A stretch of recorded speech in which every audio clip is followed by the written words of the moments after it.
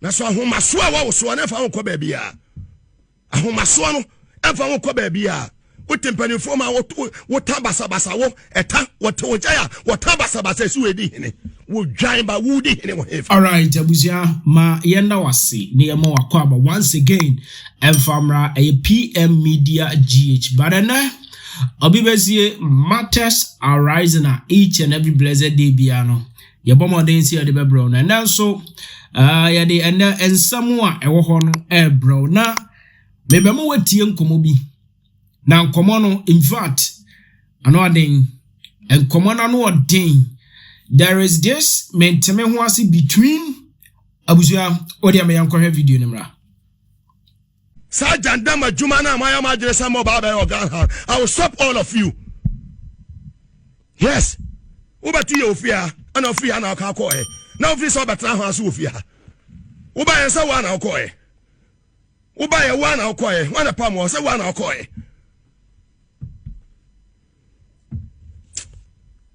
Send me one medical one in team member 2 days, member 3 days. I would the general manager here.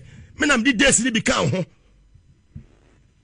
Oba haso bia ne wanya problem busumi so ane etwa ka pepepepepe adai bia anya di anom se de makoka sharafa asem enti dia bai yanti bida boxers ne se dia yi ma men kan boxing ho asem na sports journalist fo no se dia yi ma men kan sports ho asem ana morning show fo ne etwetwe scam mo no o mo didi katechi atem because makoka sharafa asem na sharafu de moja cha adui na ho ahwan ojonso de crude oil magana kimi yanka oni joma ama asem akufo ado bade e betimi aka wona na mamamuo mu a there is a problem with it na mom se joma ama ba ene na mamamuo ni mu a there is no problem with it precisely in the picture free so I'm not against or no boy no never I am not against him.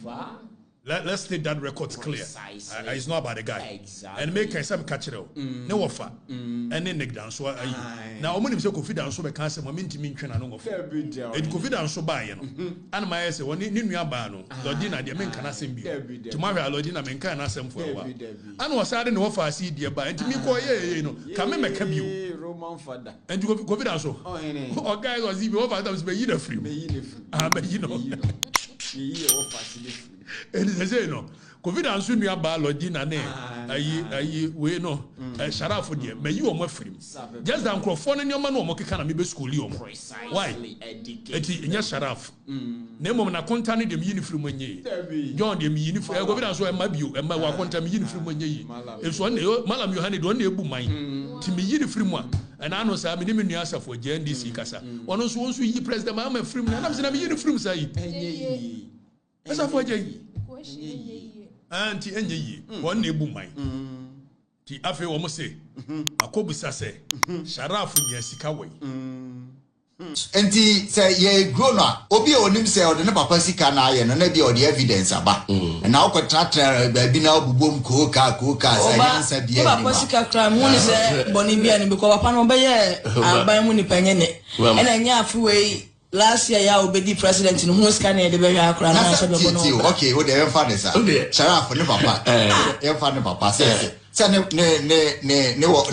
ne papa ne Ibrahim so na Ibrahim mama o tia say enko ye obi ani na we ane de le tabako tie to Rolls Royce e na make say o de politics ba mu a o agi be keto a ko school say o de o agi be keto ya I may discuss say ani ma na no kura no hwe ye passing comment exactly me ya na me am ka say o ba betwuma da pa eti ye nyai afa ebinum so sharafo ne papa ene papa nua ne Ibrahim mama no mu was candidate na ku for de no mo nebusuafo no mbokube kube na no mo bo ansa no mo ba ba mu ahu na obi ane na na ba ye chief justice e ku for de na ne papa ye chief justice of the republic Akufado Edward Akufado who is chief justice of the republic Akufado papa be ye president of the republic what's the say nipa no money what it takes to open a restaurant precisely tie de make yi hypocrisy be kumo mo hypocrisy be kumo exactly so e be bo mu tri so eno ye ka be tie Akufado de no because it was wrong precisely this whole idea say ye to abama obi a na na busuafo ne namu saa and as a nation we are accepting that nonsense as a norm. What nation is this?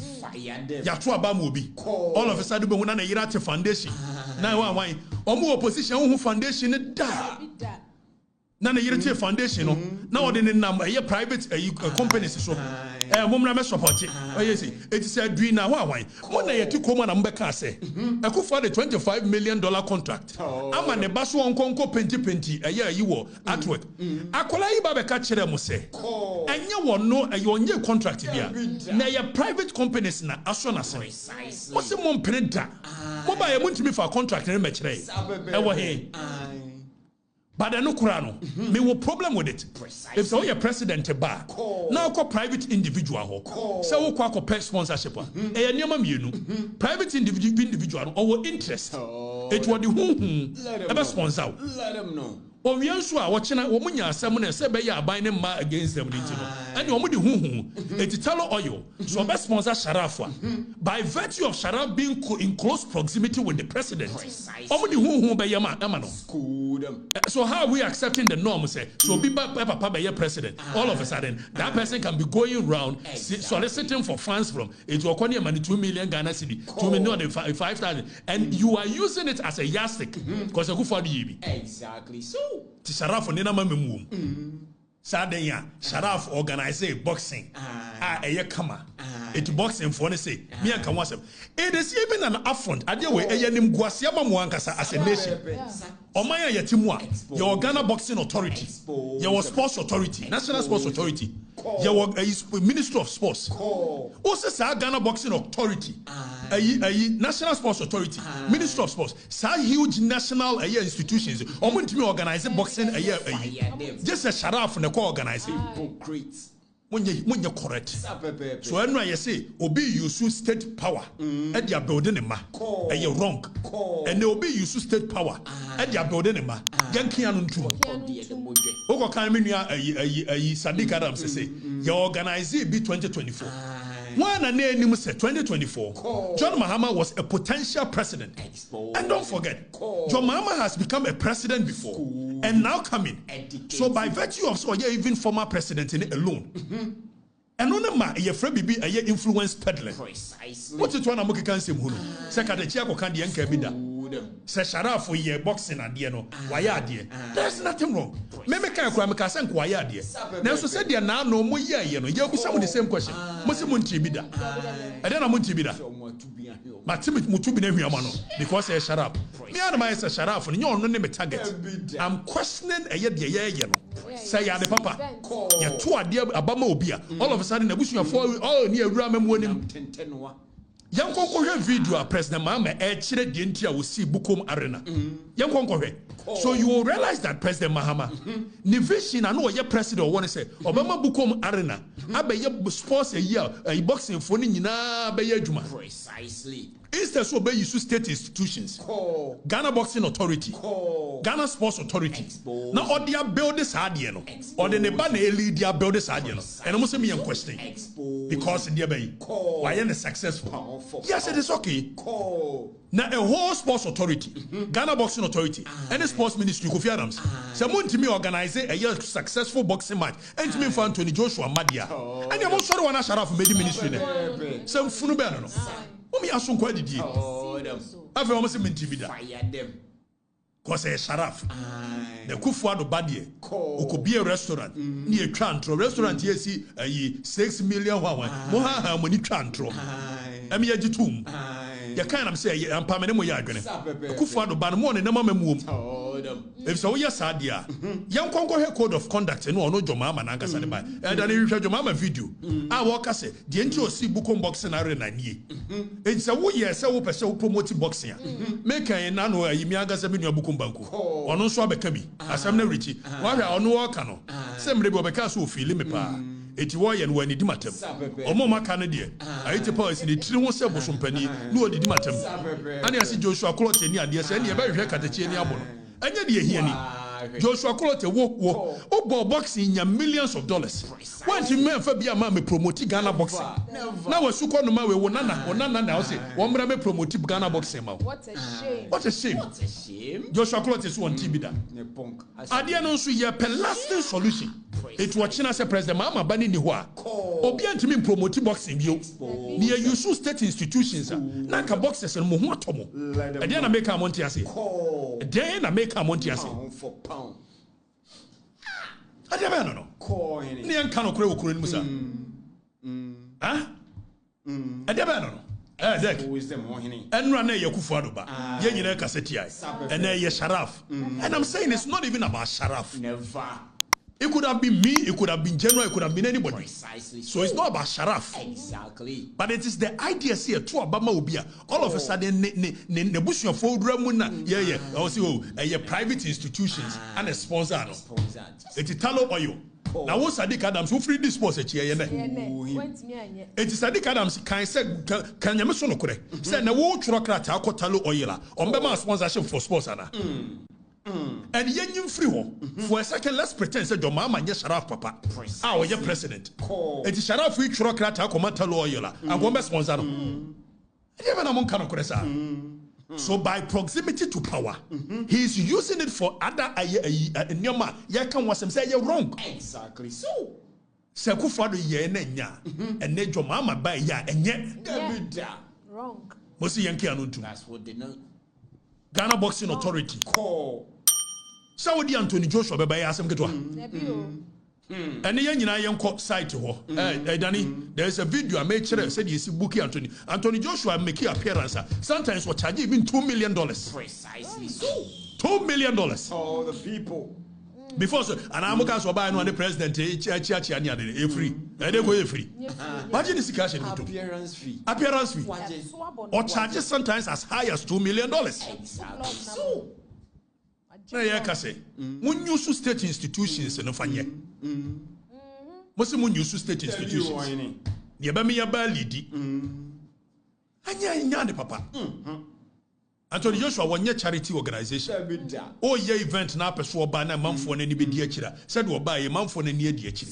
Nemo mun use National Sports Authority. exactly. Mun use Ghana Boxing Authority. Oh, them Na munya nsem hunu no. hypocritical people. Adia no. Sharaf so and I know Sadiq Adams who no sports in the core reporters Sharaf no we a footballer born wo Bobby way wo Bobby da bay and all of a sudden you champions and you be say your boxing coach da onu na eba be na say that be you wrong Exactly. You're wrong. your man state institutions in champion say be ya wo chena say your mama ni aban mu a Oh, them still an boxers mo ho betomo be ka bibi aboa mu a mo meto and am say ndisi afra mo nti ya ka mo se dey ya ba hwehwe na ni abo no enye de ehia ni awode kro na award ba hwehwe ka de chi no ababo no fa koje ai titles bra and I got say emre sa say me hwehwe ka te chi ai babo na no ehunura me ana ehunura okay, I'm so now you'll be destroyed now. Meaning why people are so fixated on being destroyed or being something must be destroyed anyways. Somebody must be destroyed anyways. Why do we live in a world where we feel so self-important? Say, munyanse mhunu na mutimi rewura obia. Sadi ya kan bi na no kire kufu adoba. Sadi ya beka bi a kire mo. Oba ye wo de Sharaf ne namu a utu kwan kura na at the expense of the taxpayer. Na de ne ka hoko. Meka ye na ojaye. Yes, sir. And we are accepting this nonsense. Abaye nya to abama abaye na president baya na ne wofa ase mabie foundation ne nana mabie foundation ne yire mabie o ya so da bi private institutions na support me. Why they name say private institutions? Because we are closer to power until no slow support you. Expose them. Sharaf no ankasa so onye president mama a oye president ba. Wo tworo krata ko ba bi obebua no. So o use no ankasa ne position no. To intimidate people. Exactly. What's me yanka? Yanko code of conduct na president mama. I sure ye dem ministers. E wa bra wo no ani so. Yanko ko 1.5. Code of conduct. Yanko point 1.5. Read it to them. Ni reading kire wo mo. It was ministers more involved your families. Which will likely or is likely to conflict. Nemo mu di obama families and nemo memu. which is likely to conflict. And penimfo ya omo ne obano didi agoro no. Enya obano no mo pe na asem. By virtue of the fact that obano e papa ye president. Expose them. It is all kobusa omo bibia. Omo ni say. Cause one former president ba. Watching no. President Mama make can say in all of these dealings on far phone Mfre will be introduced on the banner. Is that no influence peddling? Is that no influence peddling? Are you not using the state or position as a president to influence some of these things? If you come on Yanka, they come in Madapa. I'm a someone come and so back. And I hear the sheriff and movie Bitiano. But the sheriff for yesterday, men don't want to quack. But they are wrong. A Kufado banner year and they are wrong. Sakufano so no sin any swadi won so obema creative art na koso nya sa it will buy na ne ba no so bo creative art eno mo cassette ai ene jo mama sin any swadi won so boxing oba ne ba na eligi ene de mo se me yan cassette ai muhwim Mr. Dreamer ade ba no now you read the code of conduct Danny biamuni read the code of conduct Danny biamuni read the code of conduct. Now, what your code of conduct, Mama Mfona? Was a conflict of interest may be direct or indirect in nature. Your code of conduct, no. The president, Mama, the ministers, so muniso. Was a conflict of interest may be direct or indirect in nature, and may arise due to influence and power of the minister. The minister holds. So the influence and the power of the president is where Talomodi who ebe sponsor neba. Yes, Montiasi, dear Montiasi. Pakawosi, we na make a dear Montiasi. Also may arise due to the influence and power of the minister holds, both in his or her sectorial responsibilities as a member of the cabinet. B, may be pecuniary, that is arising the minister's direct financial interest, or non-pecuniary involving a family member or close associate. So, a family member or close associate, it will be perceived as conflict of interest. Let them know. We a private individual. May sponsorship. We a private in may sponsorship. And you say we should continue as a nation with this behavior. Is that how we want to build a nation? After being president to be our bar, the barba could pay BB keke. Well, and you're boxing. Inside now, no creative art. And then the way the boxing. But I could be a bar. Only the Adwa Yanis what to what you draws mama. As was one woman, one panty. It's a private individual, so moment I'm sponsor. I've a more sponsor we are. When you're 10 million, no the more one see depend one quakoye.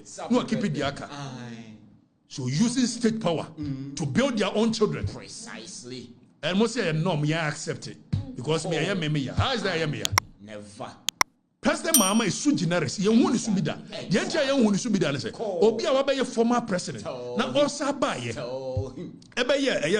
President. It's even when you're former president, you know, enough to influence some of these things. Precisely so. It's your year in 2024. No. Oh, you said it was Busa. Sharaf when you never papa president Mama. Anka oba also be person that card man. What kind of Ukrainian you want to be? I want to go to the day. You can read 1 point. Identify the other one. You read near rally. Point 1.53. You can go read rally. What's the interest of family and personal friends? Public perception is critical factor in maintaining trust and accountability. And I'm sure President Mama, the code of conduct. Also, public perception is a critical factor in maintaining trust and accountability in governance. It is a President Mama Yahweh say public perception is a critical factor there. What does it send to the public? I'm sure code of conduct. President Mama de Troy. It was the ministers. Name one word and the bendiso. Above the law. Or see a conflict may arise if a minister's family member or personal friend that derives or is perceived to derive. So it's not even about deriving, but the perception of deriving. Exactly. What President Mama say? Minister or more family members, a conflict may arise if a minister's family member or a personal friend derives or is perceived. It's perception in itself is enough. What's the minister's in this? Huh? perceived to derive some personal, financial, or other benefit from a decision or action by the minister or the government. It will be in a mama. Is that not a perception? So we use government, you know. After we see ministers in condition, what kind of country is this? Koto de budget. And until you train Triapia, a track at the Chiadapa, a mucha memadapa. Monfa intellectual firepower debate. Exactly. That's what we want. Monfa, yes, superior argument. Precisely. Nakwasiani abuana baga biganu watetana nangadipa ntana ngonya dai. Oga masi wanim say didi me matem. Onsia de. Onsia. Ogabi ontiamba baga biga kan baga biga sa 16 years. No intellectual firepower. Angels. Angel ben and no benanti. Angel ne we nante. Bisebi mo hini. Me de me no na wo ye menua aye di a yi ne ayi wo ko ka me ho asem na ho ye me hina me mfa course bi na be me mfa course bi a ho hini se wa ko tena wo di matam ne ade I won't come in that lane with you koko sua de Precisely. sua na me kan ye no so there be when em border on conflict of interest na mo my border on this it borders on that it borders on this then you bring another argument I'll bring counter argument san ye ye no yes and end it won sua wo have a bag bigger like you. And we've gone past that stage. I am above that nonsense. What I say? It's we me and me prove ya code of conduct 1.5.3. Now we see interest of family and personal friends. The perception of people derived in the Quran is against the code of conduct. The president Mama do me and nemu ministers and manu no more. What kind of country is this? Sharaf, it's got nothing to do with you as a person. Let's get that clear. I don't hate you. Now I see me yupuku.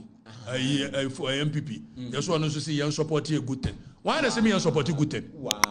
Mrs. State institutions were what I see usual. My governance here full load. More cheap governance in this country. You accept stupidity. Or in the name of say, Obi a tuaba mobia, the bush and phobia me abeguma yom pibia. Near tuaba momo.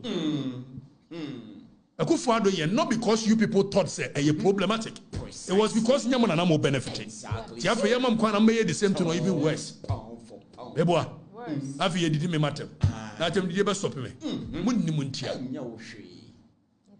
Munya na akokro ne ade no kwa ka no beboa mu a chen de moye no ehunhura Joshua Crotty o se ni di no no muntime mu obi a meja no kan fa asem kona mnya kwan mama yam build institutions o china sa Sharaf ni ho na president Mama ni ho a boxers no be da survive Sharaf just studying na ave me na me kuma mo no mo sa kikansem hu no se if you don't know and you talk about boxing, now the boxing is a Kosovo. I am a punk sabu. One eye in a punk. Joshua Crotty. Joshua Crotty. Also grab me up boy. The boxers, I know you got this clear. I'm not against anybody helping you to promote. I'm saying we should use the right channels. Tell them. Let me go there. Untiasi na so pe Sharaf 70 and they make sense to you. Abu miaga sama bu awo na no obonyom onte de make we ase na abu de na antiase yesi ya bronkuma egu nhire na kura na etikuma kodu na beso abiribra eti amemo ne hyase no de mo ye na be kire se de mbe ya akoto aso na mo kwan mo ma mo wo fa ase na mo na no mu wurawura mu a ebe du ba bi ukanka ti obi afana se monko enwura ne de munyai me Sharaf de kura negdan so frame nka me jaika ne mo me hwe mo ho hinti masa betum nchen mo bi enwura mo pa yetua sika mamu a wo paka wo se makan san bi dan kwa jankwa sesem no mama wo nya sika you say week on week feliso fusku achi be homo bo mo bia di Papa bi. ti me bia djuma mamo On district 140. o say o sorti omo kadechi 4 years ni ba wo say aka 3 years 4 months e ba wa o Papa bi. ba wa papa amontimi ensumu dia say di ensuo to ye sa na wia bo a won wa wia bo free from da na mo dia mo Akufo do tia me ye mo kwa mo kan kwasasem bia na mo ejoma ma ba darling boy ye makwai bagabiga ye makwai you cannot come to Jawa No necessary. Mugabe, you know necessary. Precisely. They now we first and Ukwana Nyansa. Said now bear chira now obey Okatakyie Jai and Ukwana Nyansa. Now got travel sugar and a bear me day. After all, me himself by cook Akasako jail. Them in jail or Kasa. The difference is clear. It is clear. Do him Nyansa, do him Nyansa. A man for him. Do I question it when you question? A man for him. Nana would me the dear Kufado, I'm a monatamsa. Me bro Kufado, Niana Ukruma. Satan Namode. And I'm almost a mob after me. Me bro Kufado Niao. And then they know Kanokore. And then they may cabitia your mamma by Menkanokore. I'm going to say, and I'm going to decide who has credibility or not. And never could be a mini about a GF in Libya video. Was most Okatakyie credible, Okatakyie relevant. And so when Yakasa, I'm one Ramos. Why 1 week, as Mam Khan Saturday. Near room, we are dear one passing comment. Or once in Masha Daddy ambulance service, the Anator. Yabasaba ambulance service audio ni mo so you see won worry nkrofo yire on office na and some mo omutimi nkova so masaba you know I for the records and we'll keep the records going. No fear, no intimidation, no amount of intimidation will call us into silence. Me nipa me na wa me nsuru me ko Afrifa Yoko hine. Agona yoko hine. When you royal. Media you remember you. I mean, my uncle, I know him send a banukura 20 years. Said I'm see how you know. But Yamuna would decide it. If Sadia Mubesha Shakura some would debate seminar. And then the Pejama could do greatness. Exactly. To be a Timmy. Never. Se sebi onyakupo twedi ampo se mebere ne so a edru a chuo keteki na madewi asiase na mekọ Precisely. if se wiase amete no ye moye bia e beye de beye what will be Exactly. and then I'll call Latin kase mo say key Sarah my name still remains and forever will be what you know. I won't mention it. Bye bye so mo bye.